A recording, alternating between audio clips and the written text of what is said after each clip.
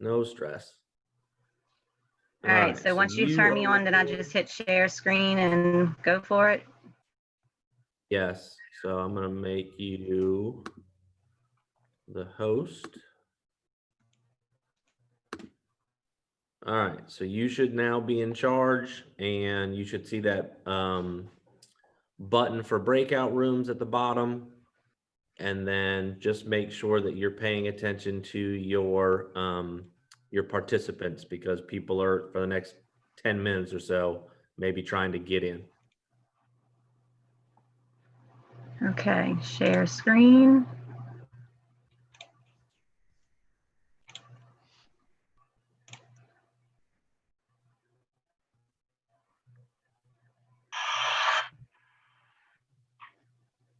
You got it. I think. Now if I can get my, You got it. all right. Can y'all see that? Yep. Your sharing screen is paused. Now I want to pick my sharing screen. All right, Jamie, I'm gonna drop off. You've got my cell number. If you need something, give me a call, okay? Okay, thank you. Oh, I Hey, lost her. guys. Can y'all hear me? Yes. Yes. Hey, Vinny, Okay. can you hear her? Can y'all see the, Yes. can y'all see the PowerPoint? Yes. Okay. Awesome. Well, hi. Morning, Jamie. Good morning. Morning, I Jamie. can't hear anybody. Hello. I haven't seen all y'all in so long. This is gonna be fun. So I've never done a Zoom class before, so please bear with me.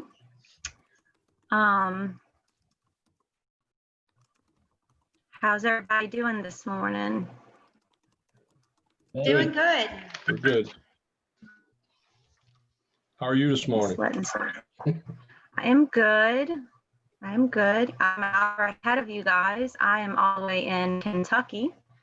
Oh, So coming to you live from Kentucky. Okay, so I got a lot of things I gotta watch. I gotta watch the room. I have to watch the chat.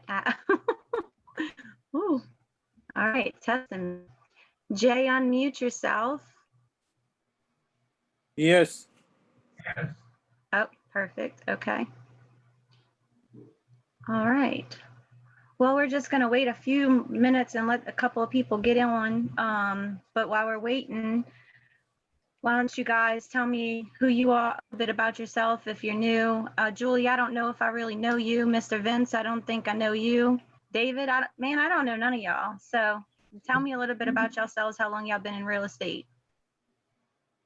Yeah, I am fairly new to real estate, less than a year. My wife and I are a husband and wife team. I'm really just starting to get my feet wet and trying to learn all this while, continuing to pursue new business. So it's been quite a daunting task. Yes, it is. How about you, Miss Julie? I've been in about 2 months, so I'm pretty new as well. I'm just Awesome. learning the ropes. I'm excited to find seller leads. I definitely need that. Time, or do you have another job? I'm sorry? Are you full-time? Yes. Awesome. And Mr. Vince, how about you? Your name looks familiar, so I don't think you're super new, huh? well, maybe you know me by Papa Vinny. They call me Papa Vinny at the Market Center. My background's military, law enforcement. I was a paramedic for 30 years. Retired from that last January, got my license in March. Went through the first Ignite ended around May, so a little over a year. Nice, nice. You liking it so far? Yes, it's challenging, interesting. Yep, it's all of that for sure. How you doing, Jay? All right. I'm doing great. Probably my second year. I'm enjoying it and just love it. Awesome, awesome.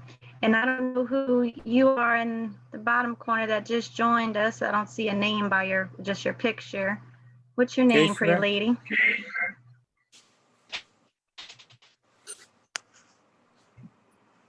Hello.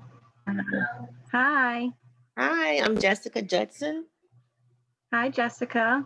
Hi. How long have you been in real estate? I'm a fairly new. I've been in real estate for about 2 months, and I've been in the medical field for 26 years. Awesome. And you're doing this full time, or are you still in the medical field? I'm still in the medical field, but I plan on doing it full time soon. Gotcha. Well, thank you for taking care of us through all this craziness. I don't know what you do, but I'm sure something that you've been doing is helping everybody. So we appreciate it. Thank you. I'm a enjoy and love what I do, so thank you. Awesome. Let me just make sure we don't have nobody trying to get in. Natasha, are you there? I'm here. I don't know if you guys can hear me because I'm driving. I can hear you. You was mute, but how long have you been in real estate? I got licensed in March and I started out in Coldwell Banker, and I just moved over to Keller Williams. Awesome. Well, welcome. We're glad you came. Thank you. And are you full-time or are you part-time? Full time. Perfect. Okay, and I hope I don't butcher Kaishira. Is that how you say it? Is she on here? She looks muted at the moment. Yes, ma'am. You could just call me Kay. Everybody just calls me Kay. Perfect. Hey, Miss Kay, how are you?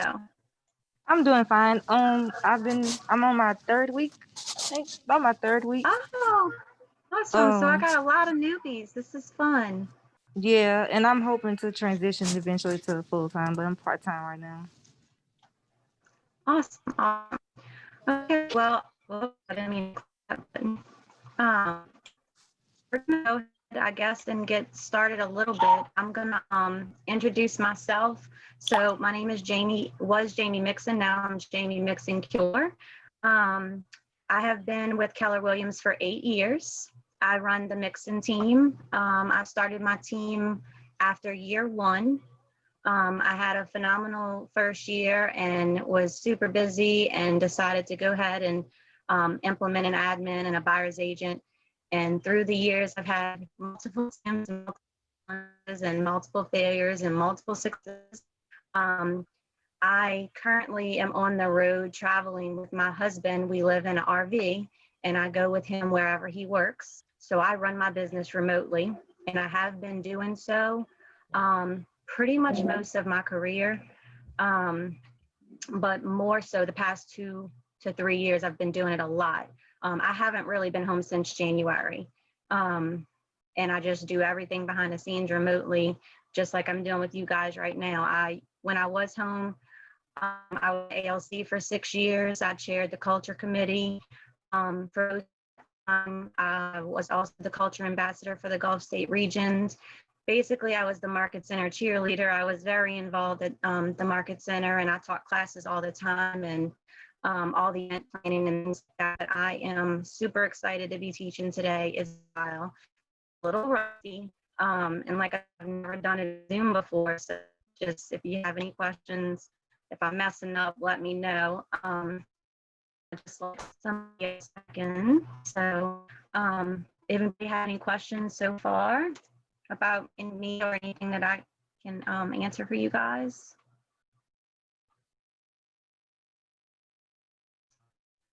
Nope. Okay. Let me make sure. Richie, how you doing? You there?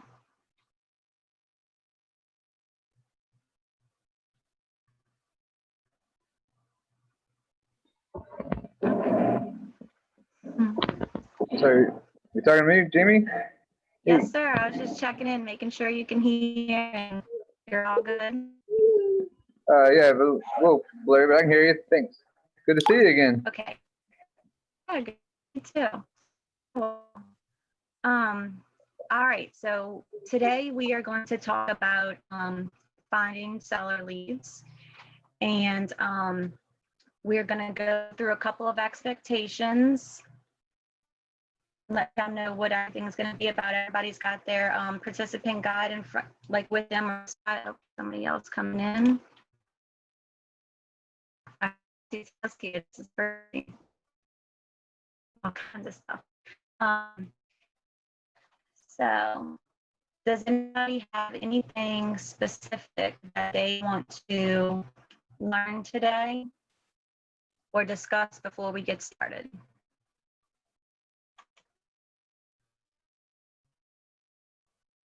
Oh, we're up to 11 people now.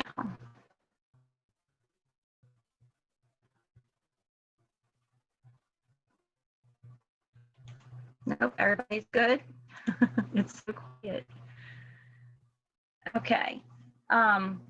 Would y'all like to share anything that y'all are grateful for this new real estate journey?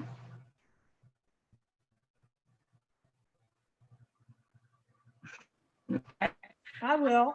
Grateful for the training and the supportive nature of the office and reaching out and helping us kind of get underway. Yeah, I think it's pretty cool that we can do this kind of stuff like this, and Keller Williams has amazing training.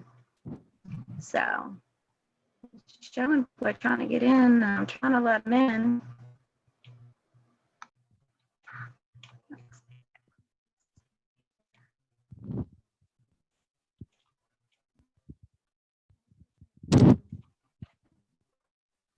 That's how I've come to get started for the most part, you know. So that's what I'm grateful for. Awesome. Hey, Miss Pam. Hey. Okay. I think I've let everybody in so far. Okay. So the next thing is, what opportunities do you see for yourself? What do y'all see real estate doing for y'all? So far, I see real estate as a way of really gaining an income and really making what I'm worth instead of, a salary or an hourly wage. It's just that you get what you pay, you get what you work for. In real estate, I'm learning, once you get established a little bit more, it's kind of hard to get started. And, but it does give you the opportunity to make what you want and to have the flexibility that you want. So I'm grateful for that. And I work with my wife, so it's great to be able to work with my family and kind of control my hours a little bit more for all the things that I'm involved in. That it does. I'm proof of it, right? In RV in Kentucky and helping you guys and running my team. So today we're going to talk about how to cultivate your leads into seller opportunities and how to find leads. I am going to share everything that I can with you guys that I do and have done and have tried, all that good stuff. So let me go ahead and switch this to what we're going to focus on today. So today we're doing lead generate for buyers and sellers. Here's the secret to being a successful real estate agent. There is no secret. Success leaves clues, so we know exactly what successful agents do every day. Everyday agents do two types of activities. We grow and run our business, basically.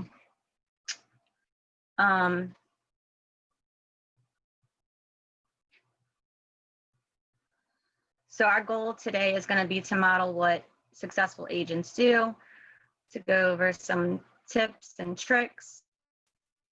And I start off with understanding motivation. Let me make sure nobody else is trying to peep in here. Everybody can see my slideshow? Yes. Okay.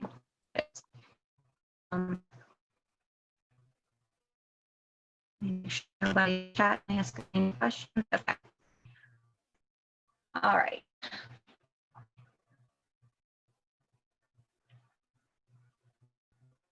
So does everybody understand how important having a database is and what a database is and who belongs into that database? It's so weird. I'm used to class participation. What happens if we unmute everybody? Like, does it go crazy? You'll hear There's everybody's dead background silence. noise. I feel like I'm talking to myself. This is weird. Okay, so our goal for today is for me to teach you some skills that we need to do, some skills to do to go from having a contact sphere of influence into setting a listing appointment. Does anybody have any, everybody been on a listing appointment yet? No. No. Anybody has? Yes. We're all, Jay, I know you've been on some listing appointments before. Yes, yes. I have two, Jamie, and I've already had a listing that's already sold of mine. Nice, nice, nice. Okay. I get plenty more there. Mhm. Yep, now is the time.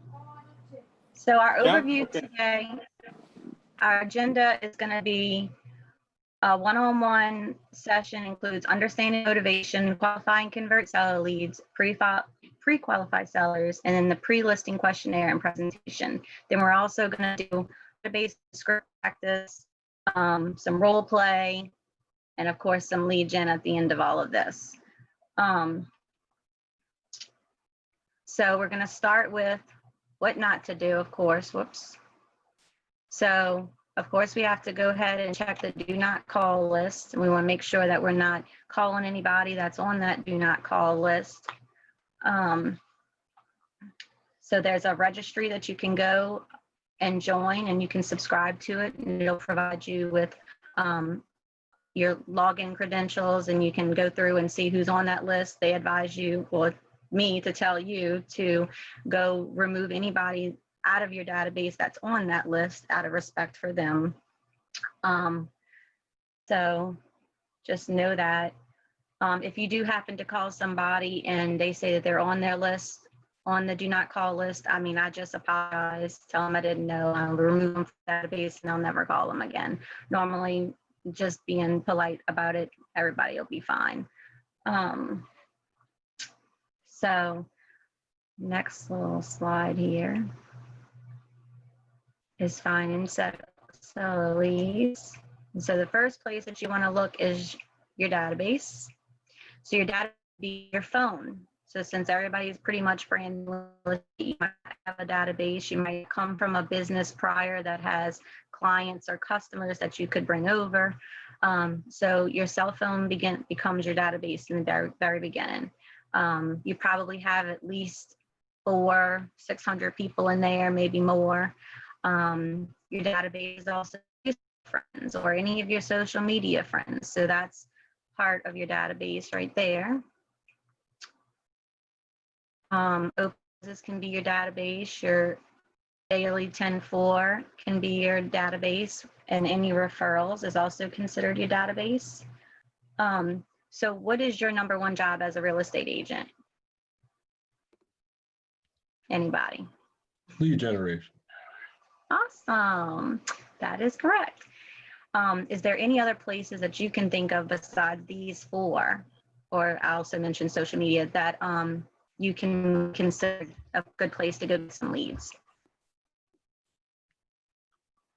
I guess pretty much anywhere, huh? Clubs, networking, churches. Can't think of anything else off the top of my head right now. FBSOs. Yep, in your old workplace or the phone book.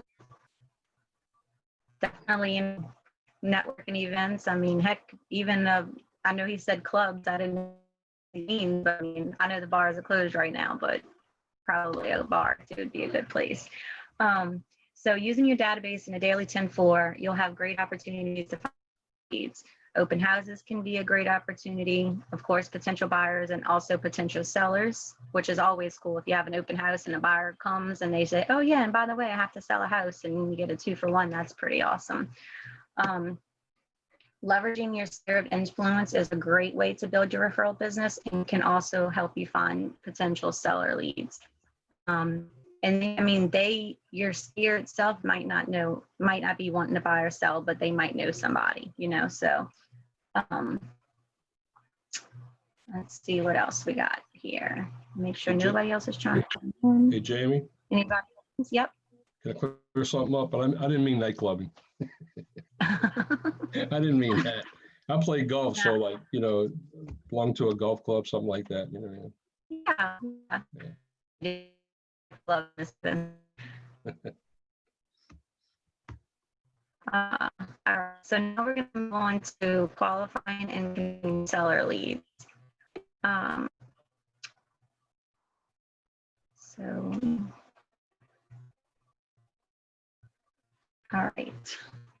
If you really saw all the crap I have over here. All right, so switch gears and talk about what generating leads, which is connecting, pre-qualifying, converting, and getting to listing appointments. So if one lead they're interested in selling their home, what's the first thing that they need to do, right? So you need to connect them so you'll be the realistic voice. You need to understand how ready they are so you can categorize them into how quickly you're going to get them on the market. Once you think you have somebody that is willing to sell and they're ready to go, then you have to qualify them to see where they're going next. Are they going to be buying? Are they going to be renting?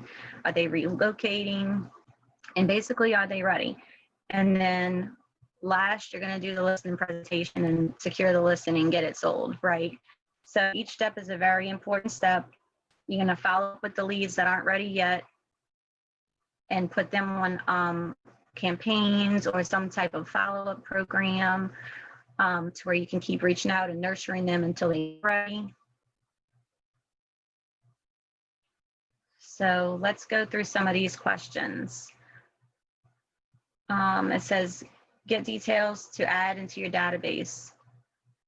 And it's just some simple questions that you can ask them to get them into there. So you ask them, would you please tell me about etc. That way you can do the what, the where, the why, the when, the how. So this is just some good little questions to just get in there and ask them what you need to where you can fill in the blanks in that database and command base that lets you put all of this. So you'll always know whenever you're up, you'll be able to ask them some of these, how's your family doing, how's your dog doing, that kind of stuff too, to help keep the conversation going. You definitely want to talk to them about what their life events are that's motivating them to think about doing it. Sometimes that's the most important. If they're, going through some major life change, how aggressive or not aggressive they're going to be with the sale, the pricing and strategy and things like that. So how do you think that these help you build rapport and trust with a lead? What do you think that they're doing for you?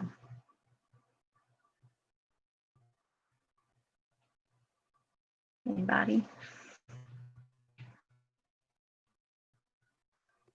Jamie, can you repeat the question? Because every other line or so you're going digital and you can't make out what you're saying. The audio is not really good. No. So I just said, how do you think these questions are good for helping build rapport?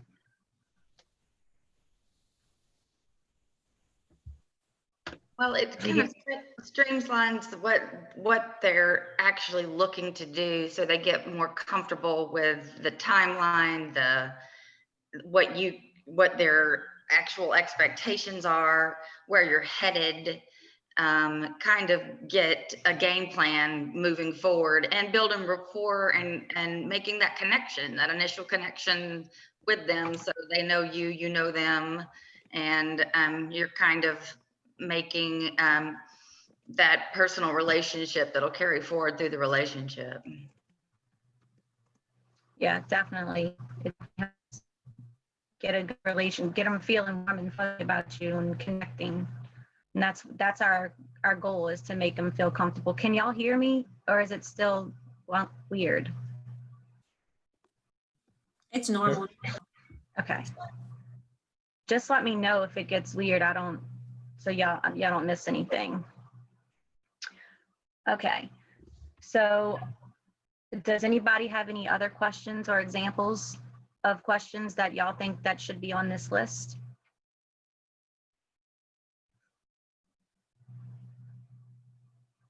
If so, jot them down so you don't forget them. I think maybe where do you want to go to, and what should, do you have a place? So kind of have an expectation of what they need to do, and so they're just not left in the lurch. Yeah, that's a good one. Okay, so it says take a moment to jot down any of your ideas on page 5 of your participant guide. So if y'all want to write anything down, and if not, we'll just move forward. We're going to do seller categories now. So we'll go right here, and this is always a fun topic to talk about. So you'll hear a lot of agents say, you know, are they a B, or a C buyer?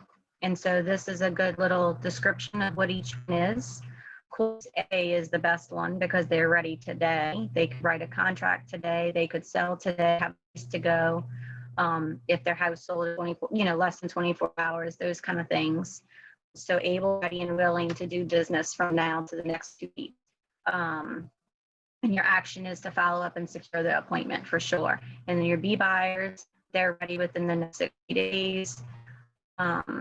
2 weeks to 60 days, and then your C buyers or sellers are going to be 60 days or more. And so what I do is in my database, I have them like this as well, and you can know who to put on different types of smart plans, so if they're not that ready and it maybe 6 months from now, or as this says 60 days, so 2 months from now, you'll put them on a slower campaign. We're not bombarding them with calls and texts because they're not quite ready yet, versus an A or a B. You might be a little bit more aggressive with those because they are. And so the B buyers, you might be helping them secure financing, and that's why they're not ready. They may have a house to put on the market. That's why they're not ready, or, a new job, or just different reasons that they could be ready, but not quite ready just yet. So why do you think it is important to know how ready a potential seller is?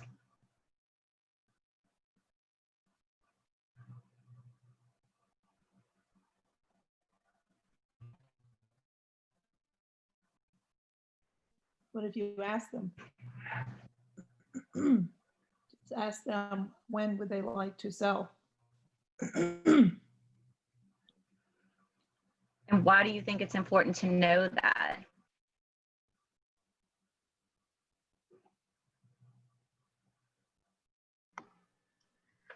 Well, it's important to know for your marketing. I mean, you have to know if you're going to schedule open houses, how aggressive your marketing needs to be. You have to kind of plan out what you want to do as far as your plans and then their plans, and make sure that you're on the same page. Obviously, if they're in the C group, you just kind of need to follow up with them and keep that contact. But in the A group, you need a pretty aggressive plan to market and get ready to go. Yes, true. Another reason that I feel is important is because you'll know their mode, like you'll know how they're going to be through the transaction. So let's just say, for example, you have a seller that's like, well, I want to sell, but I'm not in no rush, and I'm not going to just give my house away. You'll hear that a lot. And so what that basically is telling you is that they aren't going to budge much on the price. They're not going to want to do many price reductions. They're probably have their mindset on a higher list price than what it should be. They might not be as, or not a win-win, like they want that not going to want to give during inspections, things like that, because they feel they're not in a rush. They're not motivated. Technically, it's just kind of like, oh, well, if I can get what I want from a house, then I'll sell it. You know, so knowing their motivation, knowing why, and all that, of course, goes with how you market, how you price it, that kind of stuff. So it is an important thing to know, because you're going to kind of know what you're dealing with going through the process. And those are the challenging ones when they don't need a sell, but I'm just going to put it on the market, see if I can get what I want, because you're gonna work your tail off, because they're going to fight you on pricing and reductions and things like that. So, but some examples of things that you want to do with a campaign, as I mentioned, is make sure a seller is put them on a campaign, and also maybe create a landing page or a market report for them, to where they can keep an eye on what's going on in their subdivision or their area too. Some good, and they got some great things in Command for that, if y'all haven't gotten a chance to play around. Okay, so now we are supposed to do some real play, categorize your seller leads. It says it's going to take about 5 minutes. And role play with each other. You're going to be qualifying the seller. So one of y'all are going to be the agent and one is going to be the seller, and y'all are just going to ask questions like just that to kind of see what their motivation is. I'm going to learn how to put y'all in room. It says we're going to put y'all in groups of 2 or 3, and you're going to use your participant guide on page 6, and y'all are going to role play with each other. Somebody needs to be partner A, B, or C. And you're going to figure out the readiness of the seller. And there's some sample questions on page 5. So let me see how I can put y'all in some rooms real quick. Breakout rooms. We have 10 of y'all, so we'll do 2 to a room.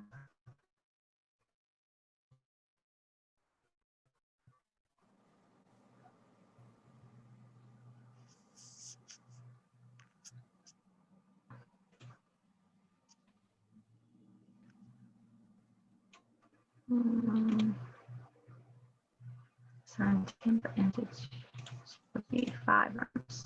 Okay.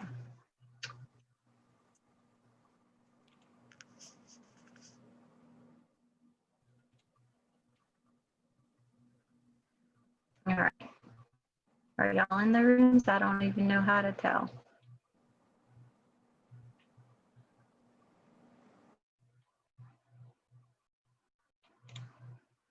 I got the invite, so yeah, we can join. Okay, perfect. Thank you.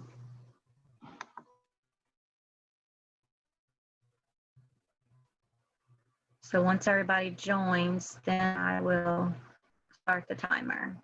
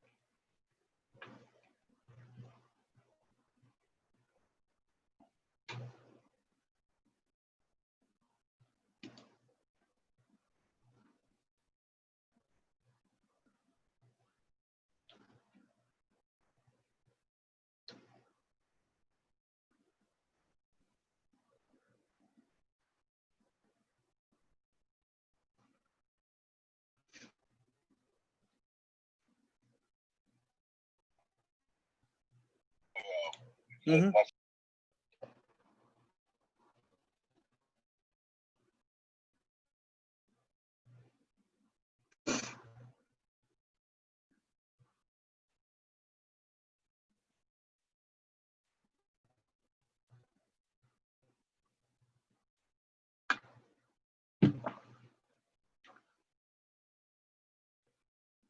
Almost got everybody back.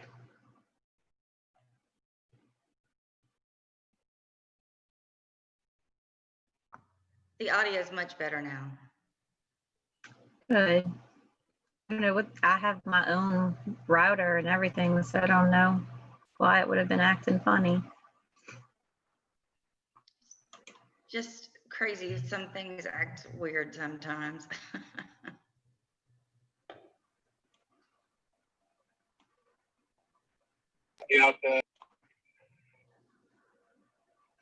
So talk to me about that. How was that?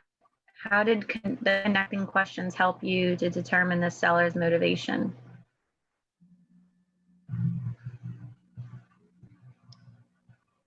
I did, well, one thing, I'm not very good at it in asking for the appointment. And I missed that whole thing and Jake pointed it out to me. So I missed the whole goal. So that's something I need to work on. Yeah, and something,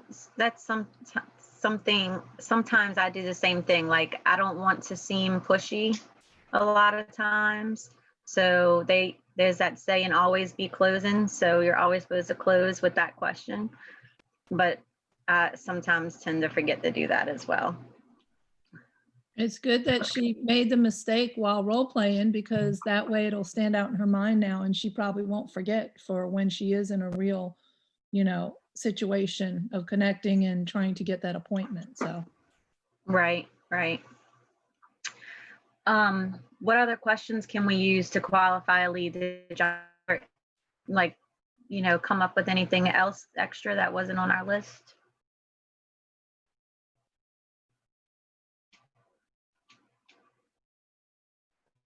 No. I think Anybody? Go ahead. Vinny did a good job of asking me questions. He had the questions in front of me and I didn't. So, but I will say this, I think I was easy because of the fact that I know what we're doing here. We're just, practicing, but he did a good job of digging deeper. So you may ask a question and they may not warm up to you right away and they may not really give you the full answer, so to speak. And there may be multiple answers to your question of why are you moving or why are you wanting to sell or whatever. And so, I think it's a good idea to either add your own questions or personalize the questions to try to get more information. The more questions you ask, the more information you're going to get. And like I said, they may not warm up to you right at first. So they're not, they may not really give you a full answer until you dig a little deeper. Exactly. So would you say that's a aha or just something you already knew? I think kind of both. Does anybody else have any ahas from that exercise? I mean, I know, Julie, you said you didn't ask for the appointment, so that was one of them.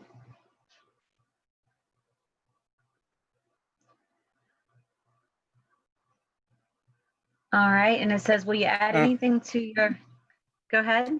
I don't know, Aha, but she had some good ones. She just asked the open question, hey, when you have time available? Usually we say this day or that day, and then I like it basically just to tell you what day they available for appointment. Okay, so it says, will you add anything to your success list based on this exercise? So was there anything that you wanted to take away that you feel like you would use again? I think asking an open question as for the timing, what day is available for you instead of 2 days, just have a complete week. Usually we say Monday, Yes. Tuesday, or time wise, just say, hey, what day is available? Yeah, the reason that they say give an option, like give them, hey, does Wednesday at 2 work or Thursday at 10, is because they can't say no to that. Like it's, like it's kind of in their brain giving them 1 or 2 options to pick. Like it's only A or B. Like I didn't give you A, B, C, or D, So you're bound to pick one of the two, where if you say, oh, what day works for you? They might say, oh, I'll have to get back with you. If you give them a choice, that the chances are they're better to answer that versus kind of blowing you off. So, but either way, I'm very accommodating. I tend to, bow whenever they say bow, which isn't good either. So, okay, let's see what we got next. So now we're going to convert leads to contacts. Yay. So the first step is asking for the appointment. The second step is asking for a referral. And the third step is asking them to reciprocate the connection once you've made. So it says that finding the lead's motivation is the first step in turning a cold lead into a warm lead, and turning them into a closed client. When you're completing your daily lead generation activities, your goal is going to be to convert those leads to appointments. Obviously, appointments is how we get the listings. You might get an appointment from the person you called, but if not, you might get a referral from somebody that is thinking of buying or selling. So you want to create a relationship, and that's how you turn the lead into a contact. You want to make sure you have permission to follow up with the person that they gave you. So if they said, their sister and here's her number, you want to make sure that the sister knows you're going to be calling. So you might just tell the person that gave you the referral, hey, can you reach out to your sister and let her know that I'm going to be calling, to where you're not just calling the sister and the sister freaking out. No. It also says for a seller lead, you need to ask how you can connect and meet with them. For a referral, you want to ask how you can connect and know people that they might have to meet with. So here we are right here. It says, ask for the appointment. Will tomorrow at 3 or Friday at 1 work? So see, they do want you to give them that option. I guess there's a better chance of them asking. Is there any other questions that you can think of that would fit the who, what, when, where, why, and how timeline? Well, that kind of seems repetitive, is what they just made me ask y'all. Okay, let's switch that one. Moving on. So now we're going to pre-qualify the sellers. So let me make this smaller so I can see y'all.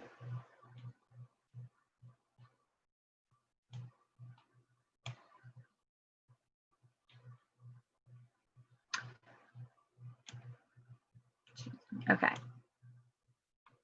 Technology difficulties over here. Hang on 1 second. Okay. Are you sharing your screen? Are you showing us anything on the screen? Yeah, do y'all not see it? The I don't see PowerPoint? it. I don't see it anymore since we broke back in. Oh, maybe. Okay, thank you.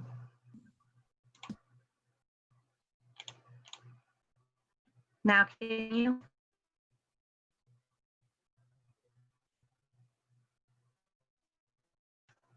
Yes, now it is. Thank you. Thank you for letting me know. I'm over here driving blind. Okay, so pre-qualifying sellers, understanding their motivation, positioning yourself as the expert. You win the listing, you want to allow to price the home to sell for the most amount of money in the shortest amount of time. You want to properly set seller expectations, allowing you to create a great customer service experience. So to make the best use of your time, you must be willing to pre-qualify rather than expecting that each seller lead will become an appointment. So we went over some of the pre-qualifying questions. Those are definitely things that you want to ask. You want to explain all the benefits that they'll have of using you. You want to explain your process, your marketing, and you want to make sure you have some type of presentation to bring with you to the appointment, to where you can demonstrate and show them what you're going to do as well. So it says that I need to give you a real life example of when pre-qualifying a seller helped me. So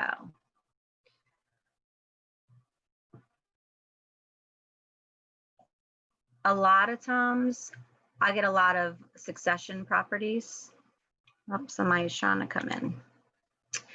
And so talking with the POA or the executrix or the administratrix for the succession, I'm so sorry, is important, and it has helped me tremendously. You'll know what that, like, I mean, a succession, a lot of times all of their belongings are still in the house.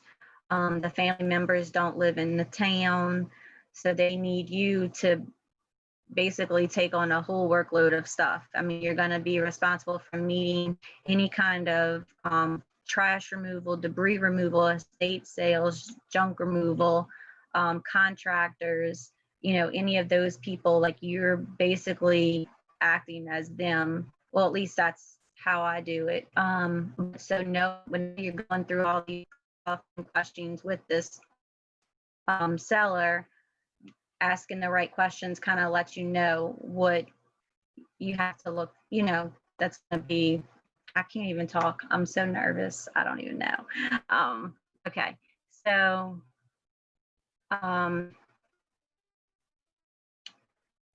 it allows you to set expectations. It allows you to know what they expect of you. Out-of-town clients are a lot more needy and high maintenance because they do need you to take care of those things for them. So just asking the questions and find out what, you know, what's going on with the situation, how many family members are involved, and where is everybody located, and who's going to be the decision maker. Or you can have to talk to all 6 of the siblings, or is only one, or you can have to send everything to all 6, or just the one. You know, just asking questions is going to definitely set the stage for the way the rest of the relationship is going to be the whole time you have the listing. So now we're going to go look into the toolkit, since I totally butchered that.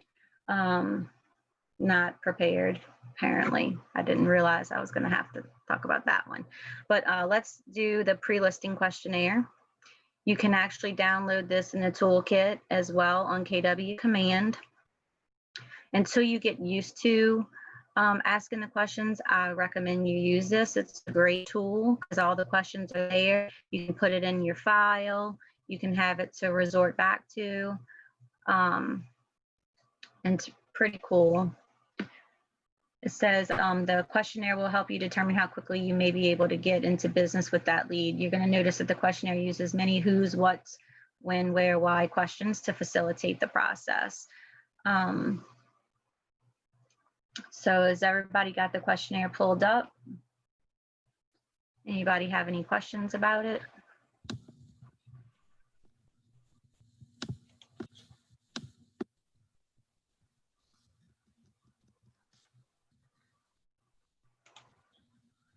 Nope. Everybody good? All right. Well, now we are going to do some role play. We are going to do some pre-qualifying sellers, which is kind of another piggyback on the one that we just broke out and did before. It says it's a 10-minute exercise.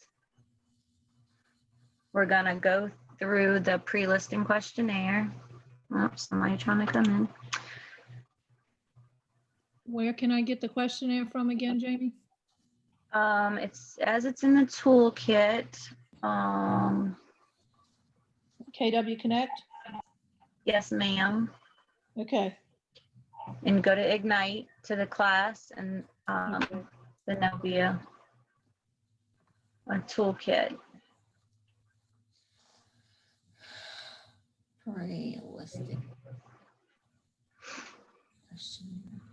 And everybody just let me know whenever y'all found it or if y'all have problems.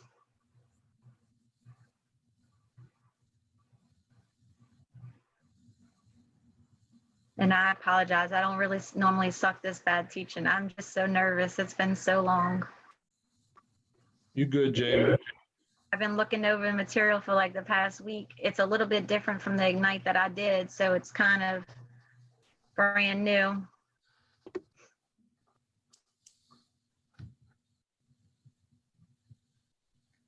I did Ignite and I took Bold 9 times, I believe. And everything's changing now. That's good though. Do we gonna get the link to join the room? Yes, I'm gonna send the link. I was just waiting to everybody to get the toolkit pulled up. Everybody got it? Oh,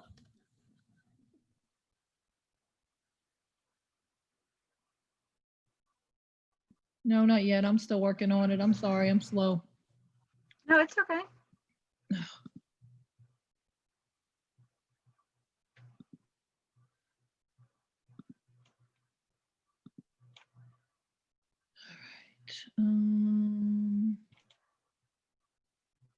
Student resources. Ugh. I don't want to mess nothing up on my computer to try to tell you to walk you through it. Okay, let's But see. if you go to Toolkit. KW Connect and then training, then you would go to Ignite. And then I believe there's going to be a bar across the top. And it'll say like learning materials, e-learn, like different things like that. And you want to go to materials. And then there should be a link that says download toolkit. And then it'll be in the toolkit, I think, if I'm remembering right. Well, I downloaded something. And they didn't give me a full copy of it, so I can't even try to help. I got like a little snippet of it.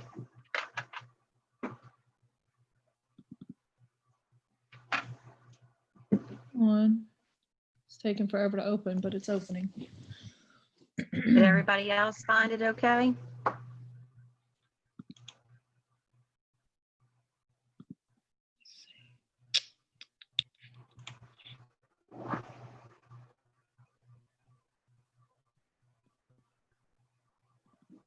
Okay, I'm gonna go ahead and put y'all in the rooms. And we have 10 minutes. And I'll be peeking in on y'all.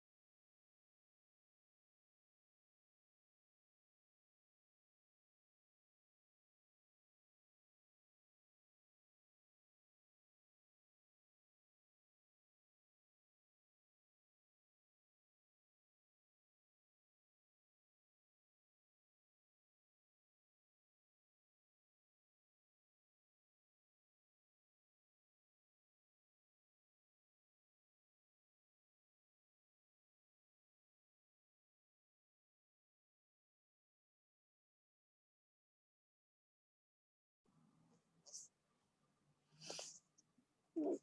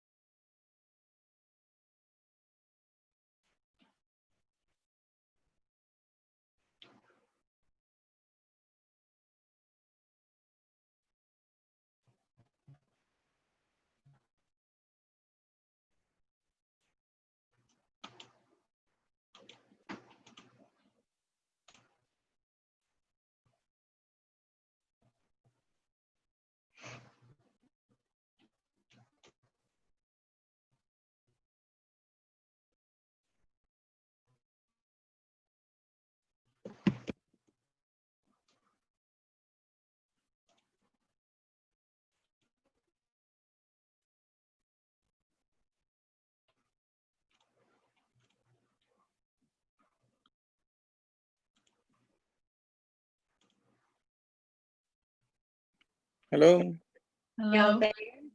Yep. Okay. I don't know why I can't, there y'all are. Okay, can everybody see the PowerPoint again?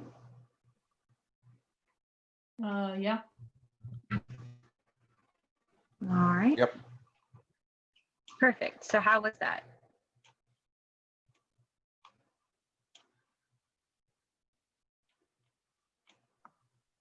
That was a Did- bit better than the last experience where I failed miserably. Did the questions flow a little bit easier? They did. I think having the guide though really helped kind of make it flow, and kind of having gone through the first exercise, kind of piggybacking on that kind of went a little bit easier this time. Good. Yeah, I found in the very beginning, the first couple of years, I used it all the time. Like it was so helpful to have, and it made it easier to ask the questions because if you're sitting in front of them, they know that you're like going off of a list, you know, like checking, like you have to ask them those questions. You know what I mean? Versus just sitting there and pulling questions out of the air, where this is like, okay, this is my system, this is my checklist, like I have to ask you these questions, you know? So it definitely makes it a little bit easier as you're going through. Any ahas from that exercise? I mean, I think you feel your customer out and see, you know, you want to mirror their their type of, so to speak, personality. But I think if you're face to face, it definitely shows professionalism and thoroughness, if that's a word. If you have the checklist with you, so you can make sure to write everything down. But if you are on the phone, we were talking, I know this is probably, it can be good and bad or negative or positive, but again, like I said, it depends on your client or potential client that you ask questions and such. And if you feel like you're fumbling in any way, shape, or form, hey, I believe that if you're having, you know, some stumbling blocks and you're honest with them, and, you know, so you could say, I'm a little bit new, you know, by a couple of years. So I have, you know, I have experience and I've been successful and whatnot, but I do have a very big support system, if you will, and word it according, you know, for yourself. But if you use that in there on certain, you know, clients, it can actually be to your benefit. It can actually help you. Yeah, that's true. Very true. We are a large network and a large team and a large family, and being able to Right. tell people that is awesome.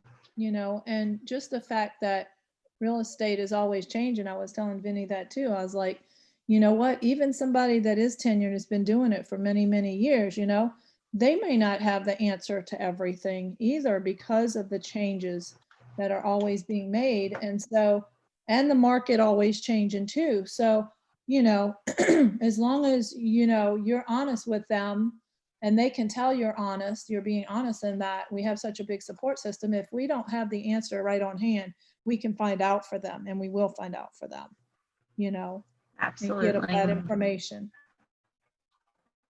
I mean, look how much real estate has changed in a year, and just what COVID has done to it. I mean, it's always evolving, always changing. So yeah, those seasoned agents that have been in the business for, you know, 20, 30 years, they're constantly having to learn too. So, all right, well, now we're going to transition into the listing presentation. Fun stuff. So let's switch. We did it up wrong way. Sorry. All right, everybody can see my screen. So it says that we are going to log into Command and review the listing presentation and designs. So I don't know if you guys knew that, but they have a listing packet in there that you can download and customize to make it your own if you don't already have one. When I first started, I reached out to agents that had been in the business that were successful, and I asked them if they would share their with me. And a lot of them did. That's the great thing about KW is all of us like to share. So I probably got like 6 or 7 of them, and I can find them. I went through them and I pulled out the ones I thought was me and was helpful, and I made my own. So I don't use the one on there, but I have gotten some pieces from the one on there, as well as because some of the other agents did as well. I am happy to share mine with you guys. So if anybody wants a copy of mine, put your email in the chat box, and I'll jot it down and I'll send it over to you guys whenever we're done with this class. Mine is in a PowerPoint form, so I'll send it that way to where you can edit it if you want to use it. I'll send the PDF version and the PowerPoint version. So if you want to edit it, you can. Okay, so once everybody's pulled up,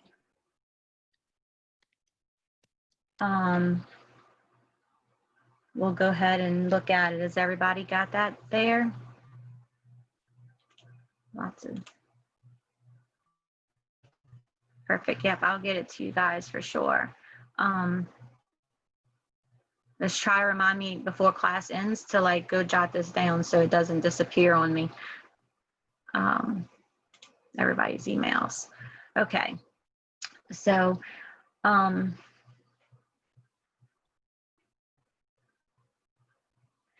course, it doesn't let me see it, which I'll look at.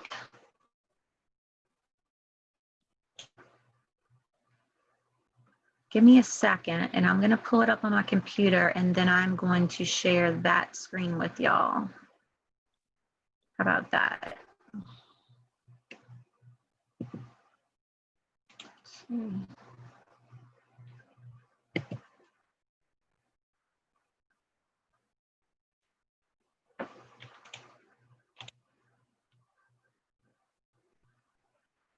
Don't go anywhere. Hang in there with me.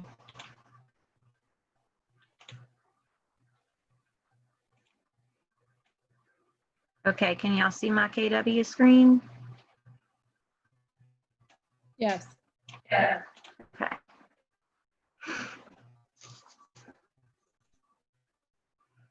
So what I'm going to do is I'm basically just going to show you where to find it in case anybody's having any problems. And then we'll if anybody has any questions about it.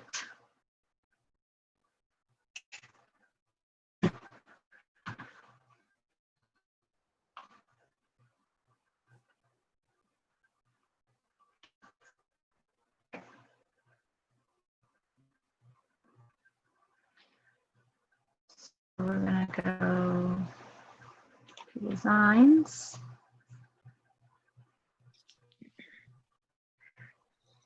Do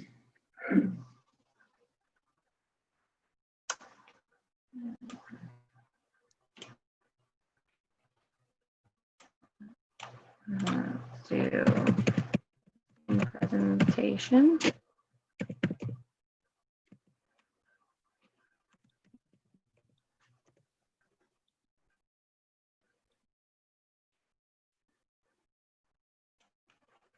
Oh, it's mine. I don't want that.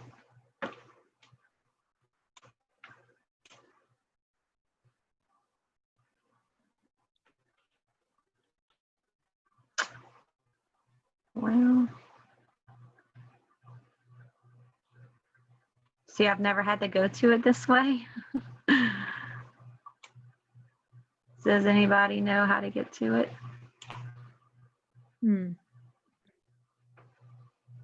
It says log into command and review listing presentation and designs. I'm in designs, but this is my designs. Oh, maybe we gotta go here.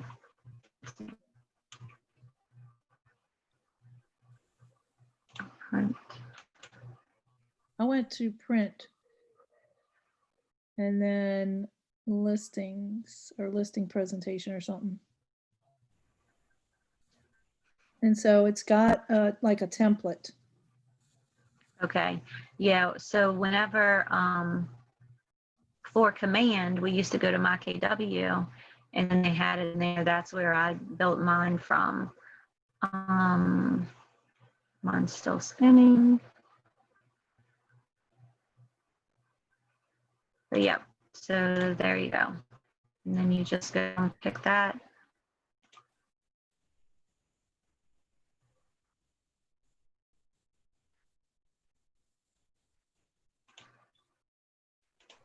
Let's just say we use this one, see what they're working with.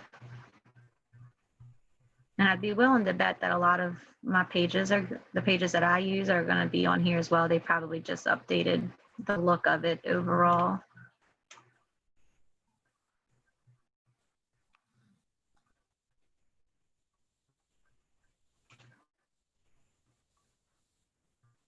It just looks fancy, but so this is customizable. Of course, you can click on here and change it and add all your info. It looks like it gives you, okay, so what this one is the list and presentation for the actual property that you're going on. So this is a little bit different than the one that I'm going to share with you guys. Mine is a generic one. It's not a specific property presentation. So this, to me, looks like it's a specific property presentation, because almost like a CMA, because it looks like a market report right here, some comparable properties right here. You know, so this looks like it's more custom to that particular listing for the first couple of things. But so now, as you get into it, this sheet is more about like what mine is. So mine, I call it like a pre-listing informational packet. So basically what mine is it tells you a little bit about myself, about my team, about our transactions, our history, like our stats. And it also tells you all of these things, like how we price a home, the process, how we're going to market it, tips and tricks on how to, you know, get your house ready for the showings and things like that. So this looks like it's both. This looks like you can customize it to be for the specific listing that you're going on versus just informational one that you can use on every listing. Because I printed out, you know, 25 at a time, and I always had one on hand. So whenever I went to a new listing, it wasn't necessarily about that house. It was just about the whole process. And then I took it a step forward there if I got the listing, and I would send them comps and those kind of things. So it's just going to be a preference on how you prefer to do it. But you'll see on here how it talks about the app, the customized marketing plan, find buyers for them, promotional items, the media plan, strategizing, open houses. Then it tells them how important it is to have an agent. and you give your stats and your credentials, any testimonials, your portfolio of excellence, and then great listings that you have. And so it's very similar. Like I said, it just looks like a little bit more modernized than the one that I have, which it probably means it's time for me to update mine. Does anybody have any questions? Can everybody see this? Has anybody tried to go in and play with designs at all? I have a while back, but I haven't recently. Well, I kind of didn't mess with it in the beginning because it was really glitchy as we were trying to set up command, and now it's a lot better. I went in last night and made a price reduction list flyer, and it worked out pretty well. So this looks like it's super easy to do. You just click on whatever you want to edit, double click it, and then you can just type and change to whatever you want it to say. And then just save it. So if y'all want, I will take a second to pull up mine. You can just see the difference real quick.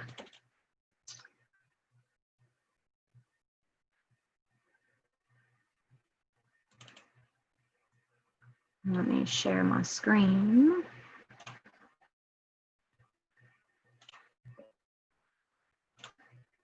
Okay, can you guys see this?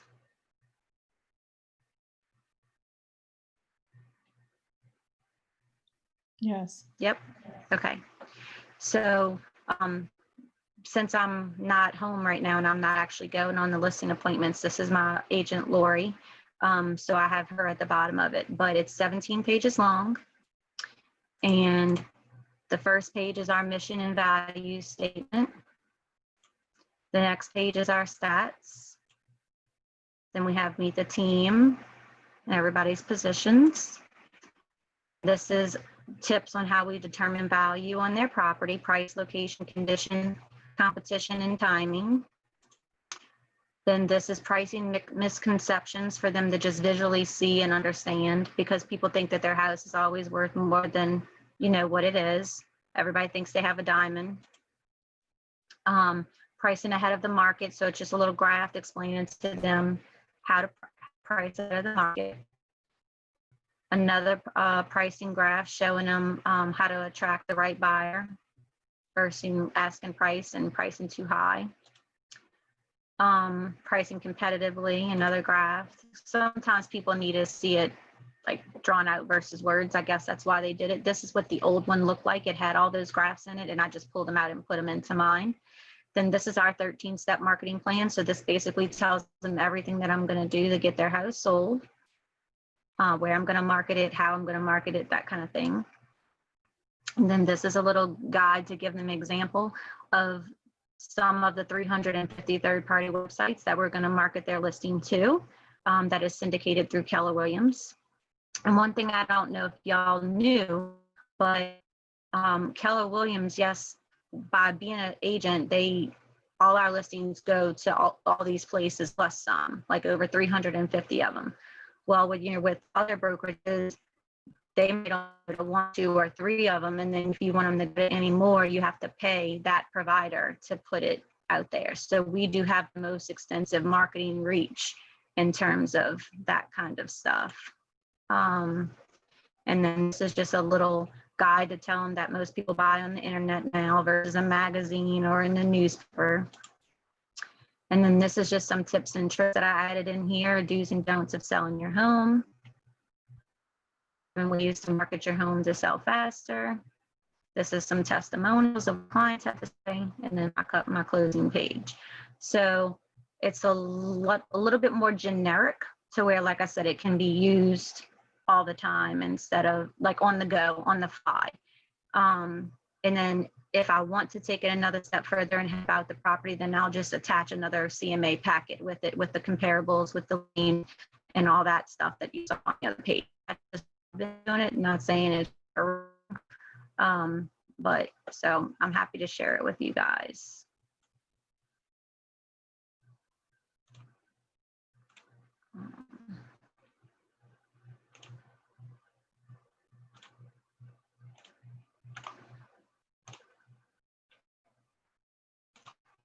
Okay, so now let's get back on to this. Everybody there, y'all with me? Yes. Yes. Okay. So now, any questions, any ahas, anything you want to talk about from when y'all did the last role play session?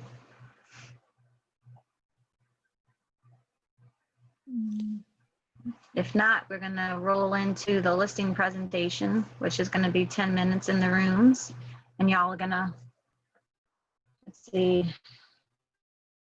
Oh, no, for me, that was me to talk to y'all for 10 minutes about that. Okay. All right, so does anybody have any questions about my listing presentation or the other one? Somehow I feel like putting mine together when I was working on it. And a lot of that information is very important to, you know, bring to the table. But at the same time, I feel like it's not that it's too many pages or too much information, and you know, that's just my first reaction to it. Not yours in particular, but even the one I used from another, excuse me, that I used as a template for mine from another agent. But I just feel like the more clean you can make it, I feel like it's easier for the client, because I don't know. I just feel like it's really long. Did you ever get that feeling when you first set up yours and started working on it? Yeah, I did. And they were like 30 something pages. And so mine is 17, but you really can't include like the front and the back because that's nothing. So it's 15 pages of actual content. And some of it is pictures versus words and things like that. So yeah, I did feel like that, and I do still feel like that. And that's why I don't use them on every single one. Okay. Because you can kind of get a feel when you're pre-qualifying them as to what kind of person they are. Some people want just bullet points. Some people want every single detail and every single explanation. And so it's kind of like, once you get a feel for who, like if they've bought and sold before, then obviously they're going to know the process, and they're not necessarily going to need all of that. So they might just want to know, my process or what I'm going to do to market their home. Where if somebody hasn't sold a home in 25 years or ever, they might want to know all of that, so I just kind of use my own judgment, and sometimes I send it to them ahead of time. And I just tell them, here's a copy of my pre-listing packet. It's strictly informational. It's about me and my team and what we're going to do to market your home and how we're going to price it. I want you to look over it before we meet. And if you have any questions, then we'll talk about it when I get there, kind of thing.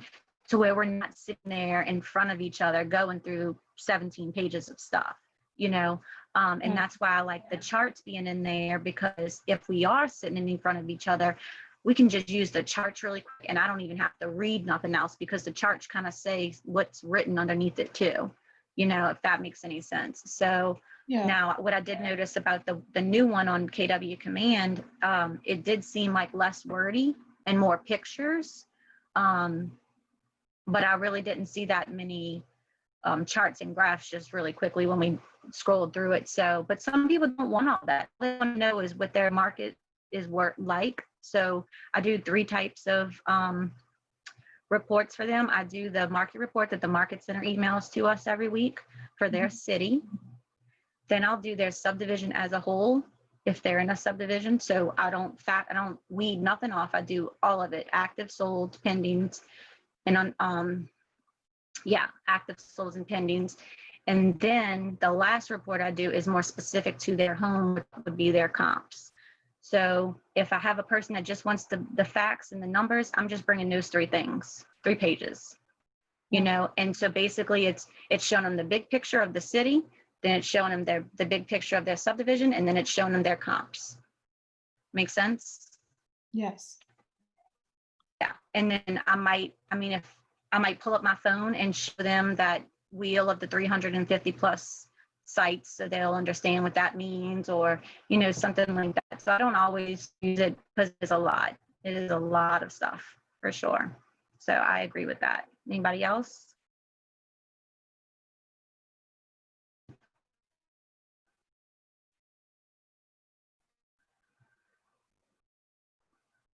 Okay, so yes, so we are going to set a breakout, and y'all are going to take 10 minutes to practice creating your own listing presentation command.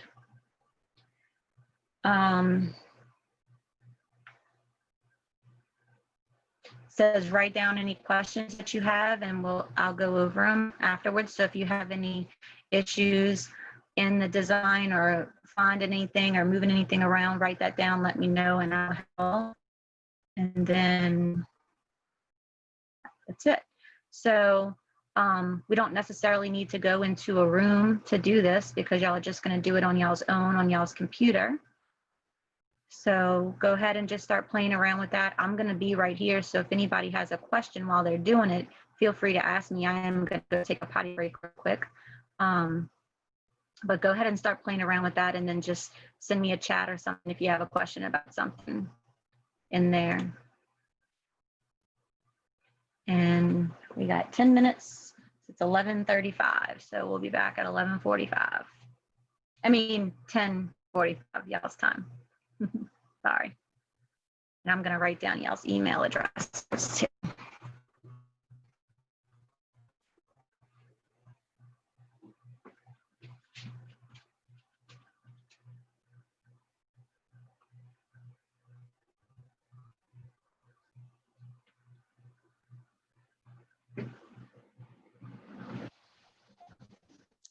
Is anybody else having problems getting into designs?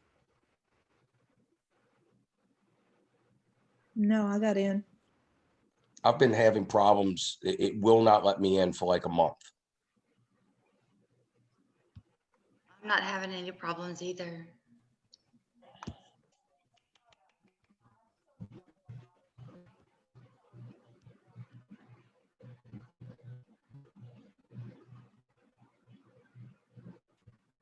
Did you try logging out and logging back in? I'm assuming you probably did that already, huh? I keep getting a redirect error. And it's been doing that for a while. I actually emailed Mandy, but yeah, I mean, I've logged out, logged back in, shut down, tried it in incognito mode and in a different browser. And for whatever reason, it's just not, I can't get into it.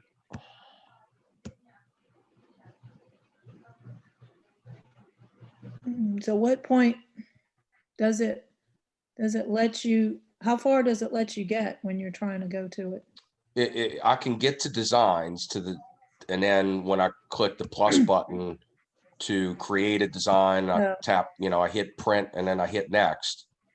And when it goes to load the console page, I get redirected too many times and it times out. And apparently I'm the only person that's having that problem. I had that problem, but once I started using Chrome, it resolved itself. Are you using Chrome? I am. I am using Chrome. I tried it in an incognito window. Let me try it. I got 3 different browsers on here. Let me try a different one.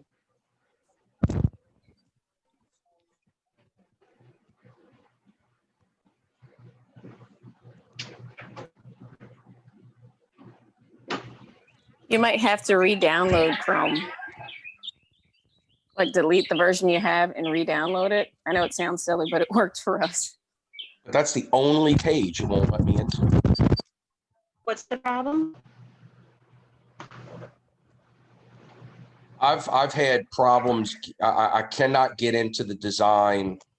It's been doing this for months. I even emailed Mandy and asked her, for her opinion, but it's not, whenever I click to go create a design, and now I'm trying in a different browser. Oh, Have you tried it in incognito browser? yep, did that too. Oh, wait, I just tried it. I just did it in Avast and it opened. Well, That must be good there's luck. that.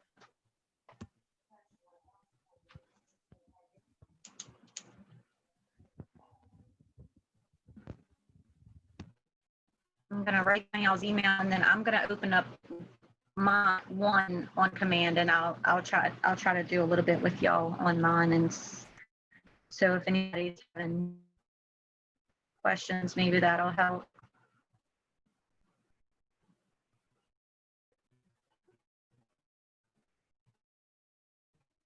And that one definitely made me feel like I need to redo mine. Fresh and give it a new look.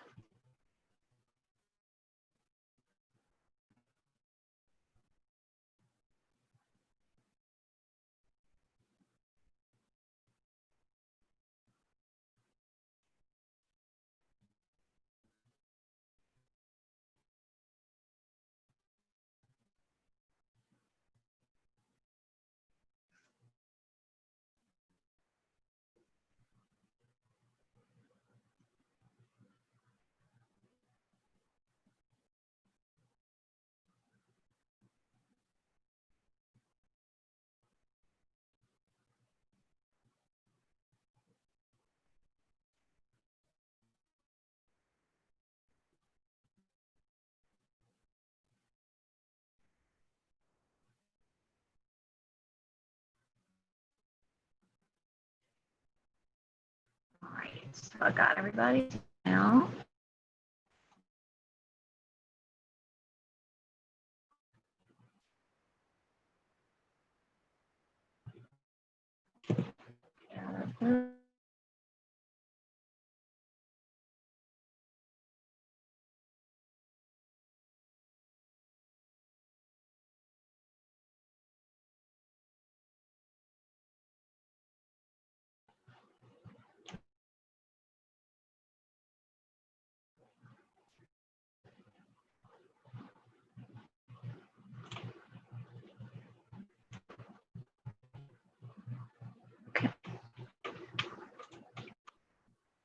Can everybody see my screen?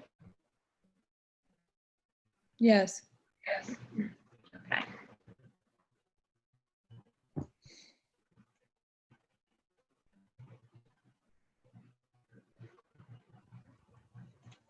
I have a question.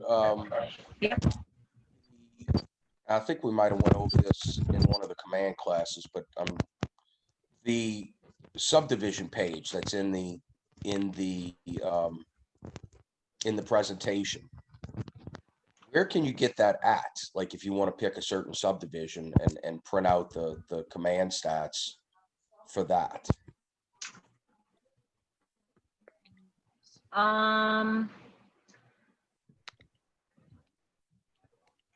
So Or the does it- only place that I know, only because I don't play around with this that much, is to have the contact in there. So let's say, so you're going to see Mr. Stellar and you have him in your database, go plug in his address in his contact section.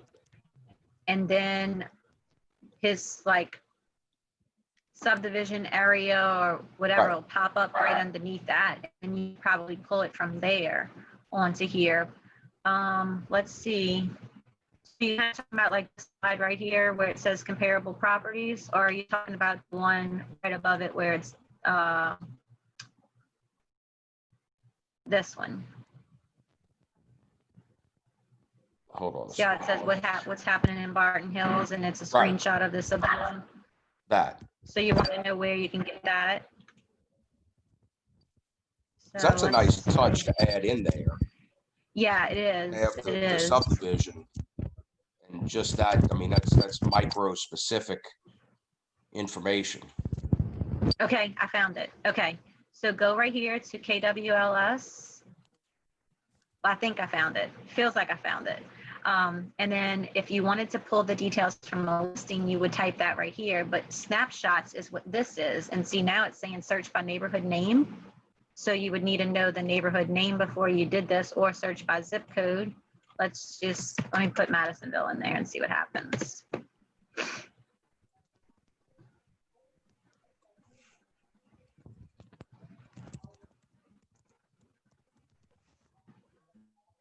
There we go. So my guess is we would do this right here. And then, oh, it should have went where that one is, but it didn't. So we'll just make it fit there.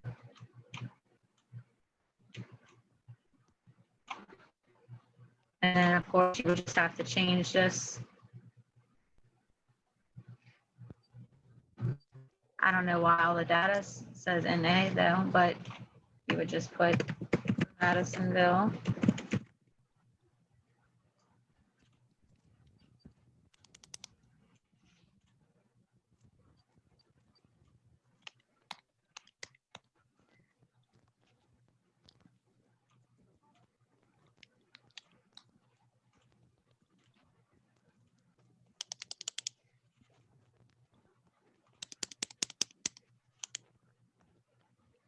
Obviously, you could just keep playing around with it till you get it how you want.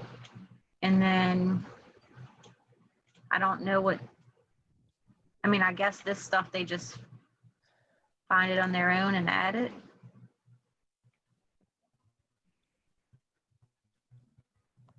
Let's,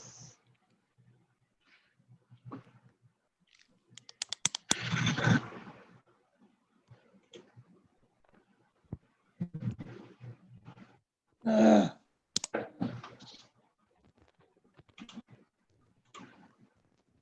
my gosh, this thing is a piece of poo. Ugh. I find that PowerPoint and Word and all those in Publisher are a lot easier and user-friendly to use than this. And that's kind of why I really don't mess with it. But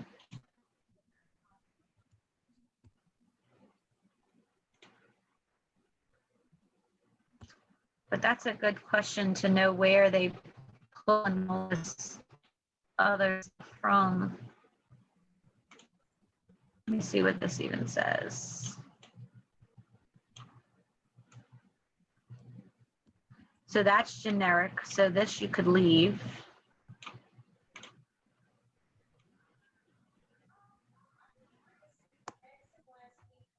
This you'd have to figure out and fill it in. Yeah, so these you can use, you just have to add to them. And then this one, you would have to customize. But I mean, you could literally just probably take out that one part if it's a decent subdivision and still use that whole thing. Let's see, this is generic.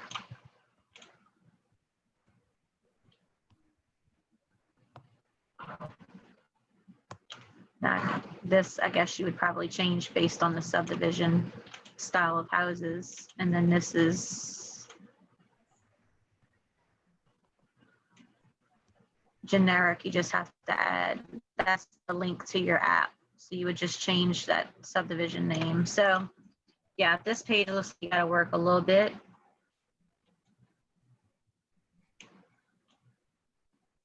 One customizing. But we know how to get the snapshot at least. And then if you wanted to search for a listing and pull the listing information, you can do it like that.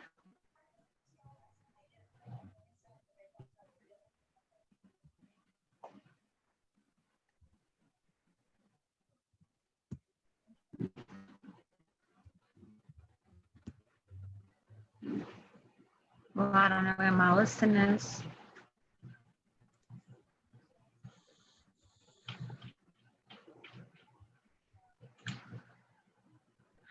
Anybody got any other difficulties over there? Questions? I'm gonna go ahead and jump back in this, I guess.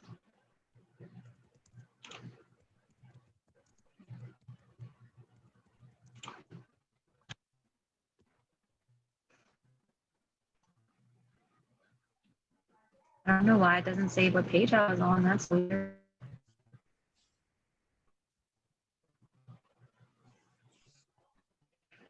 All right, so now let's do some recapping and some ahas. How'd y'all love that? It's very difficult to just type in your information. Yeah, it's a little techy, I think.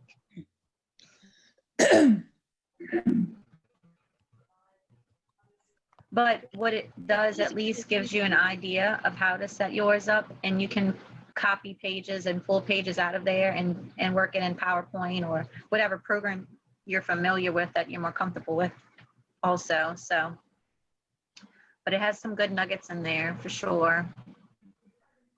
Yeah, I think you're right that you just kind of need to take a look at a few different things and put together what you like and find the best graphs and detailed information that you feel comfortable in presenting, and then put it together. Yeah, 'cause, I mean, we're all different, and it's just a template. It's just to get you started to have something, you know?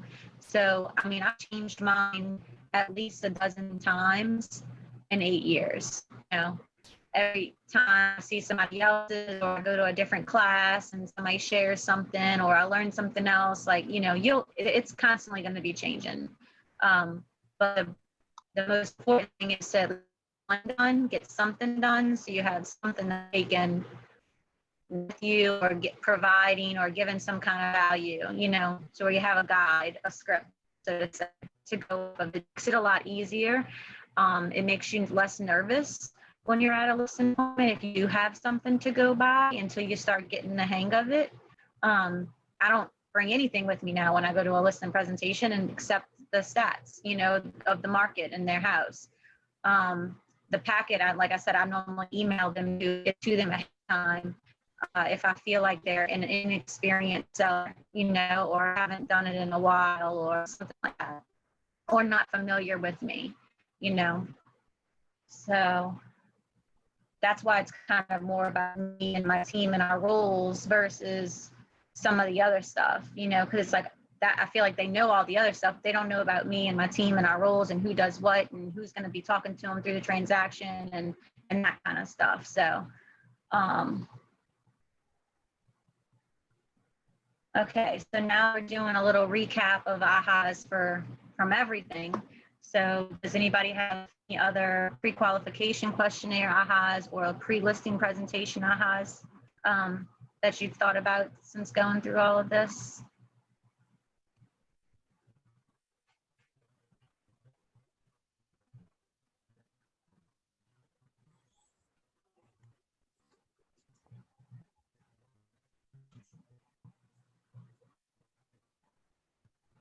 Well, I'll tell you, my aha is that I need to redo my listing presentation and make it look a little bit more modern. Mine looks kind of old fashioned now compared to those. Looks like we lost a couple of people, but some people hanging on.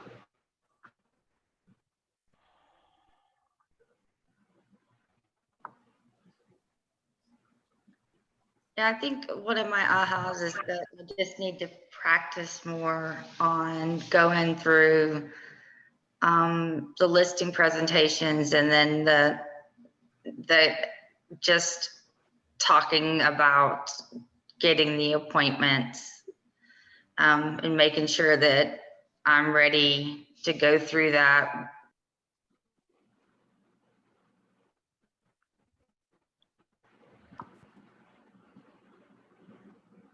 Practicing that with somebody, even if it's your kids or your spouse or friend, is really helpful, especially right before you're about to, like maybe the day or two before you're about to go on a listing appointment.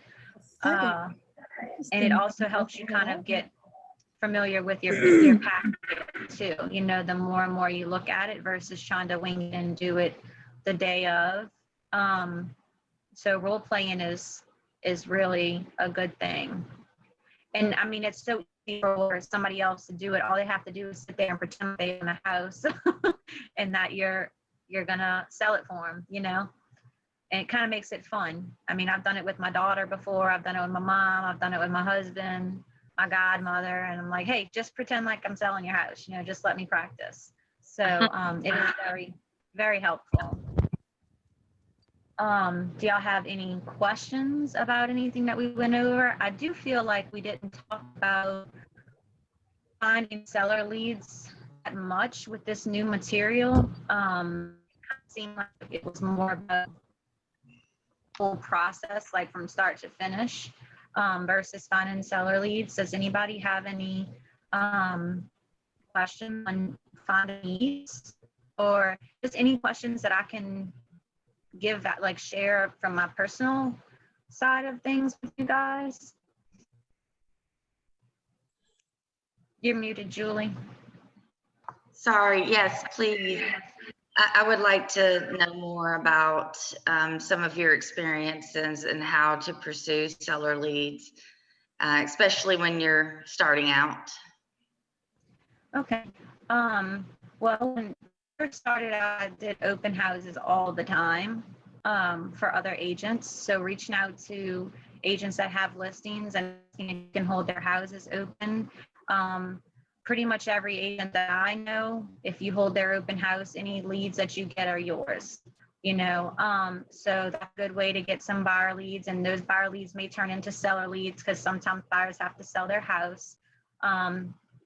It's also going to, like Vince said, clubs and networking. I joined the chamber, I joined the Home Builders Association, I joined the professionals, like every networking group that I could join, I joined, and I went to the luncheons and I went to the socials, and it's a good way to get in there and meet people and get some leads.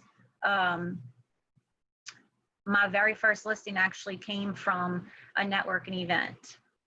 And we're still friends to this day, and that was 8 years ago.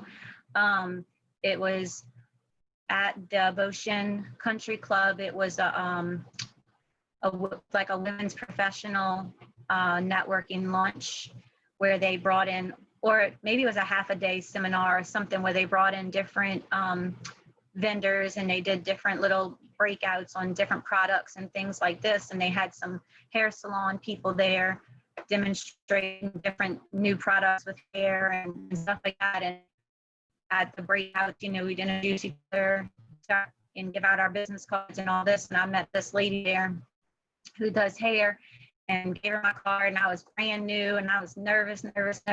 And a couple of weeks later, she called me and she said, you know, I reached into my coat pocket and me and my husband were just talking about selling our house, and there was your business card. I had no idea it was still in there, forgot it was in there, would love to meet with you to sell my house. And that was my first listing appointment, and it was 4 hours long. That's what not to do. I was so nervous, but I am a social butterfly and I will talk to anybody and I will talk forever. And we just really hit off, and I ended up staging her house, helping her clean it, get it ready, and all that stuff. And it was right there in Manville, right off of Highway 22. And it was awesome. So those things do work. You know, you just got to put yourself out there and be vulnerable. And I was brand new, and she knew it. She knew it was my first listing, and she was super happy to be the one to provide it to me. And we still talk about it to this day. And when that memory comes up on Facebook of me sticking the sign in the yard and I'm all excited, and she's like, oh, it's her first listing. I mean, it's just a really cool feeling. So definitely networking and following up, you know, is all very crucial. I did try Zillow and I did try Realtor back in the day, buying leads from them. I did buy leads from our old system called Market Leader in Boomtown and stuff like that. Those leads are harder to convert most of the time because they're just looky-loos out there on the internet, just signing up for stuff that they don't even mean to sign up for. However, I did get my money's worth on those because I followed up. You know, I mean, I still follow up with leads that I got from 8 years ago. you know, and sometimes they say that they're still not ready. Sometimes they say they found something already, taking you off their list. And sometimes it ends up converting and finally get to help them, you know. So follow-up is key, setting them up on campaigns and keeping in touch with them, even if it's every 6 months, you know, as long as you're keeping up with them. And some of them will say, oh, well, I didn't sign up on your thing, and I'll send them the date and the time and the website that they came from and the property that they were looking at, because the system keeps track of all that. And I'm like, yeah, you did, you know, it was, you know, 6 years ago, blah, blah, blah. And then they're like, oh, well, thank you for following up. You know, we appreciate you staying in touch. Some of them never respond. And then they do finally respond, and they appreciate constantly checking in with them. Some of them can't stand that you're constantly checking in with them. So just don't let that defeat you. You know, just keep on going, keep on trying.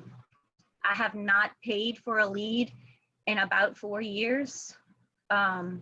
So now it's, once you hit that mark of being in the business for so long, like your past clients are starting to turn over from their houses that they bought you in the beginning, and now they're buying a new one, or now they're sending their kids or their parents to you.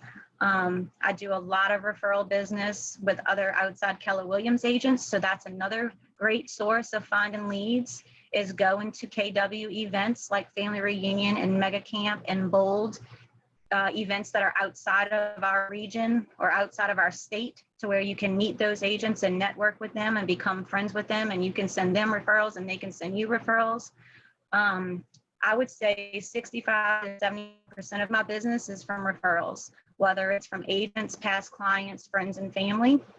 And then the other small percent is from, you know, sign calls or internet leads and things like that. But I haven't had to buy a lead in 3 or 4 years.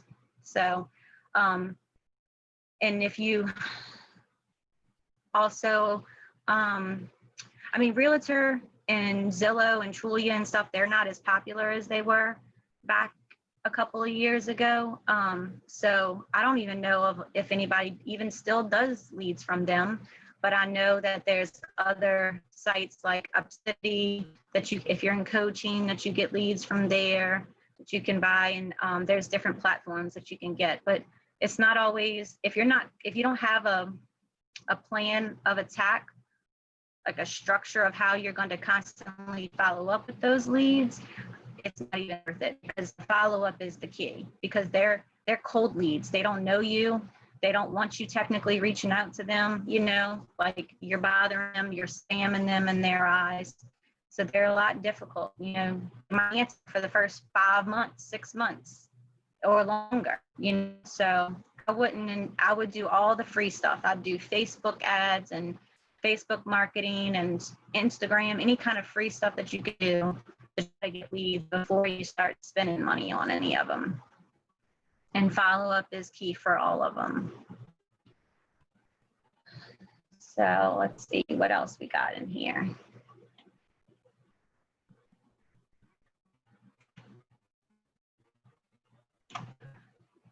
So we went over the ahas.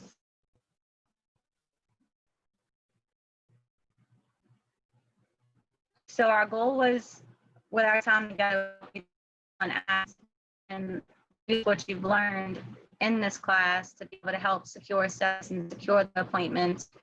Do y'all feel like y'all have learned enough from, like, to take away from this to help you with that?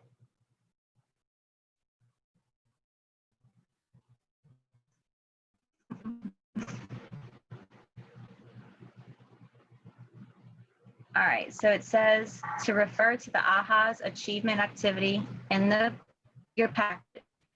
Take 5 minutes.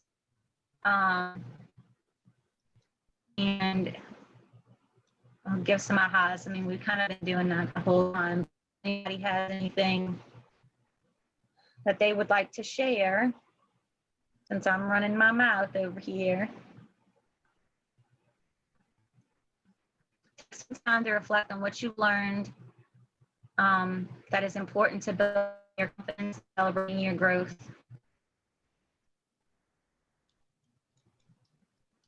Do y'all feel like y'all can go take a listing?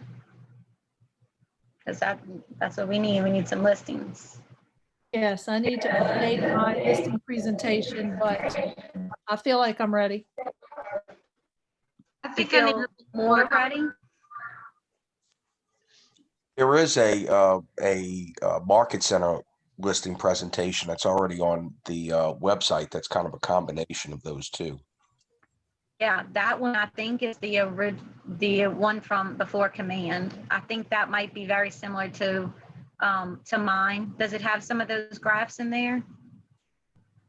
No, it does have some. I think it was one that someone put together after they started the command designs. They took that one, the one that the Navigator, I think, was using, and I think somebody put together like a generic version of that they put on the I think it's on the drive page.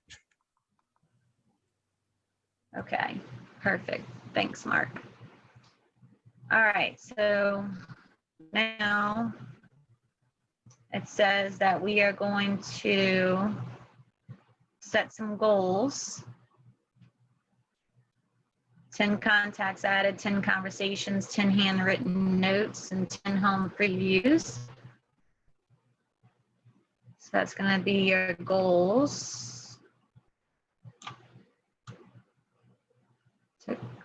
to spark your career on fire. You want to try to do this daily for sure. Except obviously the 10 homes per week would be per week, but 10 handwritten notes, 10 conversations a day, and 10 contacts added. And this makes me so happy to see, because it used to say 10 phone calls a day. So now it says 10 conversations a day, which is great, because that could be face-to-face, that could be Facebook Messenger, that could be text message, that could be email or phone or whatever, as long as it's a two-way conversation where y'all are talking about real estate.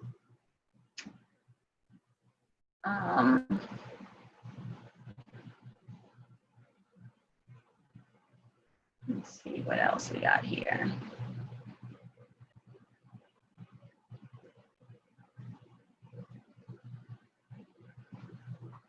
And make sure whenever you are adding leads to your database or cleaning up your database or working in your database, to try to get as much information in there about each person as possible. Get your database health score to at least 50% for each person, which would include a phone number, an email, and possibly a mailing address if you had that, or a property address. Just a little side note, when you put an address in there, that's what makes the subdivision pop up. That gives you that snapshot report. So if it is a seller that is selling their property, make sure, like, let's say they have more than one property, make sure whatever address you put in there is the property they're selling, versus, because if you put their mailing address, I mean, at that moment in time, it's going to create one for where they live versus the one that you're trying to sell. And then once you sell it, you could always go update it and put their mailing address back in. Or I think it has a section to let you fill in 2 different addresses. So you just need to select the right one for the. So now we're talking about scripts. How we're doing on time? It's 11. So I think pretty soon y'all are about to go into some script practice role play room for 30 minutes, and then that finishes it off. And then y'all are responsible to lead generate for 1 hour on your own. I actually have an appointment today. Okay. So I can't do the scripts today. So I just want to make sure, don't put me in a room with, sorry about that. No problem. I get it. Can I talk about all that? Yeah, so that's what's next technically, is the script practice.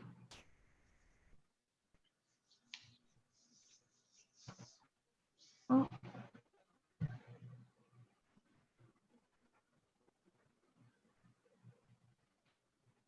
So if nobody has any questions, I will go ahead and assign y'all's to.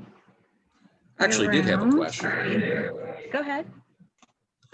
The do not call list, the thing that just popped up on the screen, I was just thinking about that, is does anybody have a copy of that? Because the website wasn't, the password had expired. I had sent Miss Linda an email, but I hadn't heard anything back if they had ever reset it. I don't know, but I can message Mandy or Mandy said her, Jennifer or Miss Linda and see if we can get a new password, and I'll add it into the chat box while y'all are in there. If they have any luck with that. I don't have a copy of it. I had years ago, but I'm sure I don't know what I did with that.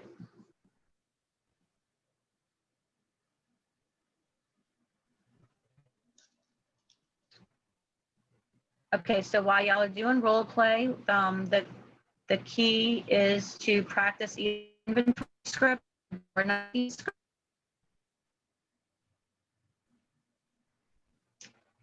Just choose volunteer, one of y'all start.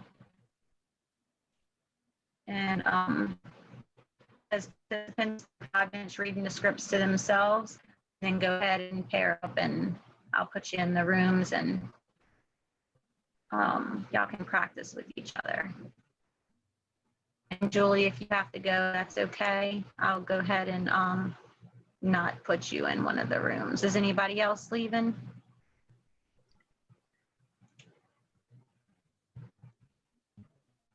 No. All right. Julie is going. I'm going to move Jay into another room so he's not by himself.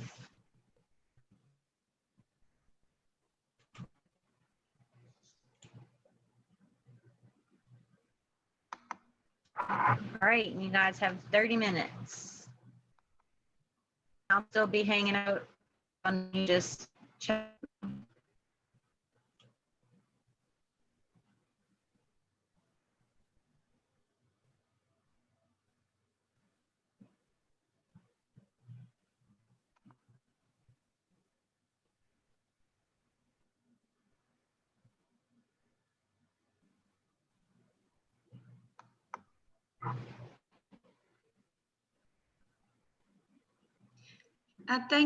Thank you, Jamie, for the class.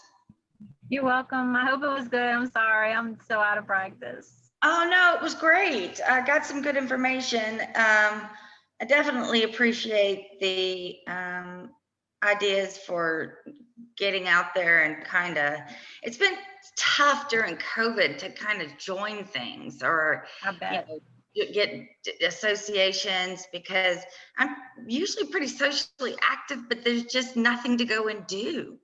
I know. I can't imagine starting out right now and all of this, knowing with everything closed and you can't, you know. Yeah, but hopefully the end is in sight and more stuff will start happening. Yeah, I just hope I don't miss the window where the real estate is so great and then the economy gets depressed. Yeah. Well, and don't get discouraged about the holidays, because for me, the holidays has been my best times. Okay. So, because what typically ends up happening is a lot of agents take off, like they just check out, like they take vacation, they say, oh, it's the holidays and it's not busy. And so then that leaves us that are ready to work more business. So it's definitely out there. People are still buying and selling during the holidays. And it's, if you think about it, you know, the kids have 1 week off for Thanksgiving, normally 2 weeks off for Christmas. So, and that's kind of the halfway year. Well, normally in a normal school year, it's the halfway mark. So people don't mind moving their kids during that time, because it's like now they can finish the next half of the year at the new school. Plus that week off to move and things like that. So people then, you know, during those times, and a lot of people, like say if they're relocating, they might start January 1st. So they need to be in their new home, you know, before the end of the year. So there is still a lot of business out there to get at the end of the, you know, during holidays. So don't let nobody tell you different, because they're lying. Well, hopefully I'll get something going here soon. I'm trying to make some contacts and get out there and do what I can. So it'll happen, hopefully.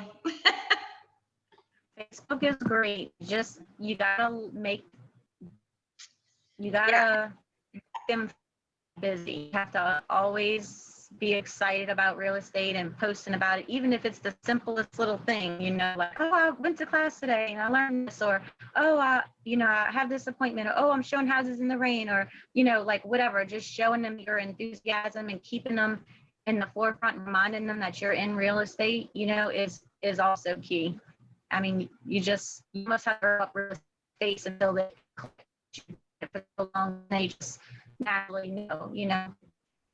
Yeah, I've never been big on Facebook. I only had like probably 180 friends, and there were people I had personally met. Like all my Facebook friends I actually knew, went to school with, and now I have over 1,000. So I'm trying to make those contacts and reach out and to friends of friends and that kind of thing. So just getting the broader base. Start somewhere. Just don't give up. Yeah, just any way I can make some contacts. But thanks again today for class. I do have to run. Yeah. Alrighty, bye-bye. Bye-bye.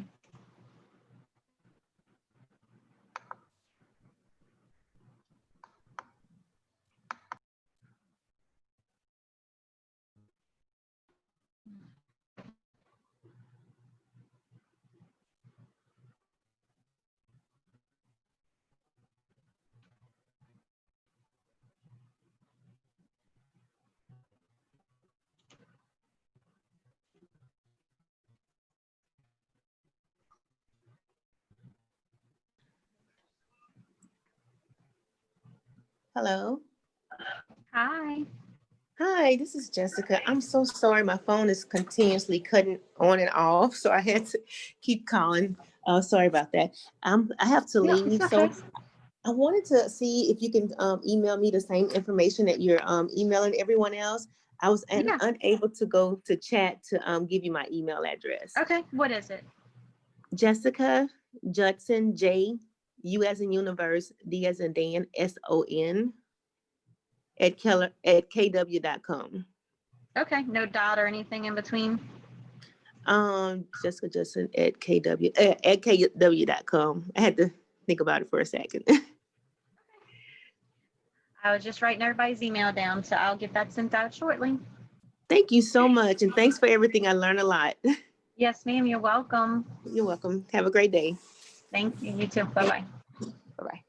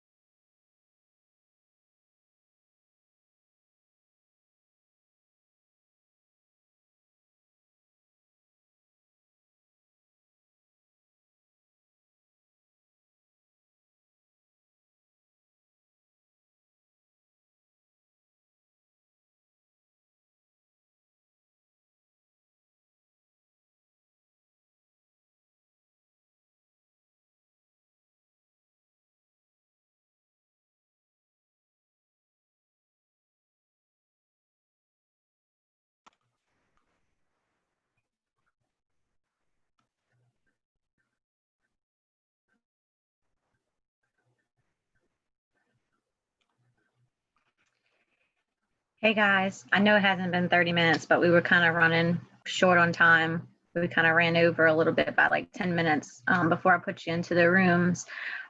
So before I let you go to do your 1 hour of lead gen, I am told to remind you to go fill out the survey to rate the class. I hope that y'all got some value out of today. I do apologize for being so scatterbrained and tech savvy for the Zoom call today, but I think I got the hang of it. So next time it'll be even better. You're fine. I think you were better than you think you are. Think you were anyway. Thank you. I appreciate it. I just sent you guys an email with my listing presentation if you requested it. So feel free to save my email, my phone number, all that good stuff. If y'all have any questions, I'm happy to help. I used to teach and train and mentor all the new agents when I was back home. So if I can help with anything, don't hesitate to reach out. I'm happy to help share, and y'all are always welcome to share any of my listings, steal any of my marketing posts or whatever. I don't care. I share. So that's how I got where I am, is by other agents letting me get started off of them. So definitely appreciate helping however I can. It looks like we pretty much went through everything in the packet. It does say that, y'all are supposed to lead generate for an hour and then follow up for 30 minutes with any previous leads or things you promised people that you were going to send to them and stuff like that. But that is it for today. If I also can get I put my email address and phone number. So if you can copy of your listing package, I'll appreciate that. Yeah, I emailed it to you. You should all have it. So Okay. if nobody has it, then maybe I have your email wrong. So let me know if y'all don't get it. I sent it to Julie, to UJ, to Pam, to Mark, to Richie, to Vince, to Michelle, and Jessica. So all y'all should have it. And if y'all didn't get it, it's both versions. So it's the PowerPoint version and the PDF version. So y'all can edit it if y'all want to edit it from there. So feel free to customize it, make it your own. Awesome. Thank you. All right. Jamie, where's the survey you want us to fill out? It says go to, I guess you have a code. Hold on. It might be on here that y'all gotta scan. Yep, there it is. Oh. Can y'all see that screen, or did it just go away? We don't see it. Nope. Where'd y'all go? Okay, there y'all are. Share screen.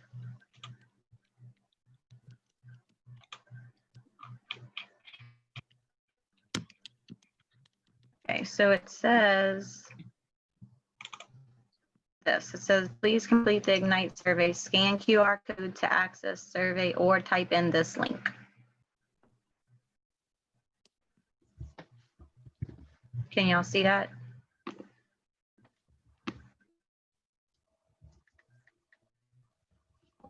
Yep, I got it.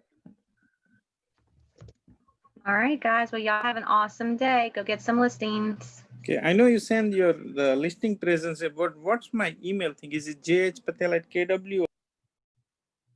You put Rita.patel@kw.com on the chat That must box. be for Rita. Maybe not for me, I guess. Okay, well, I didn't see yours on there. What is yours? Mine is jhpatel@kw.com. JS Patel? H as in Henry, H. Oh, H. Okay, sorry. JH Patel at KW? Yes. Yes. Okay, I'll send it. Okay, Jay. Thank you. I appreciate that. Yes, sir. No problem. Mhm. Y'all have a good day. All right. Jamie. Bye-bye. Great session. Thank you. Welcome.